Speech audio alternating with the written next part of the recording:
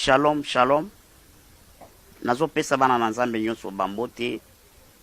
Ezangai évangéliste Daniel Mudiangomba. Nayebi ke histoire nanga nyonso boyebi. Bozo tala pe eta oyo nga nazali.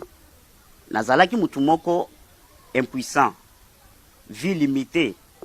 Mais nzambe asalaki ngolo na ye, na kutsani na musali ya nzambe papa walesa. Asambeli ponanga, oyo ezalaki akokufa epa nanga, ezwi vie. Abaleli nga mwasi. Na boti pe bana. Boyebi ke moboti nyonso oyo esengo azalaka nango, ezalaka tango azotala bana, azotala mwasi. Mais eloko ya kokamwa, na tsali na télévision, na Monika Diombo, azoloba ke bana wonga naza na bango, baza bana na nga te. Alobi ke ata soki toke na examen ya Aden, toko confirme ke bana wana baza bana na ete.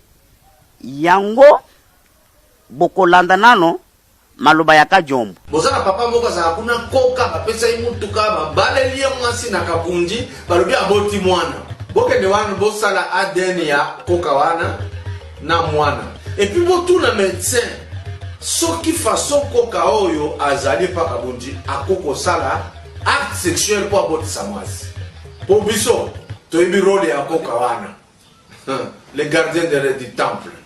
Merci. Nayebi ke bolandi. Yango wana na porte Kadiombo plainte na parquet. Tozo kende na parquet azo mema ngai na Kadiombo. Na examen ya Aden. Suki bana babimi ke baza ya ngai te, Kadiombo aza na likambo te. Mais suki bana babimi ke baza bana na ngai. Ngai na Kadiombo. Nazo senga pe bakonzi ya mboka. Toza na mboka oyo état de droit ekoti na mboka. Nayebi ke bino nde boyebi mibeko. Boko salisanga.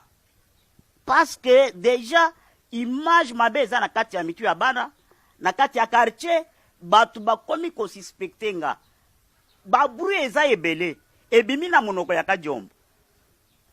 Président ya mboka. Naza na façon ya kokutana na yo te.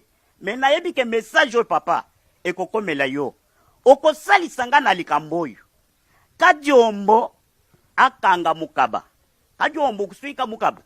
Tufu afoneba. Ani bana kaba ibatu kaba ni meme. Ikala bana batu kaba ni meme. Zambi wakabunju walesa mumwenekele. Mungumbu shabundu. Ah, Seigneur. Seigneur. Batwebele ba matisi kondima. Nanzela kobota nanga. Oyebi ke batwebe. Boni ba oba boti. Nanzela ya komwana bana nanga. Lelo ya kuimbilie Jésus Christ. Gloire ya nzambe. Yo zanani. Nayebi ke l'État plainte déjà ezali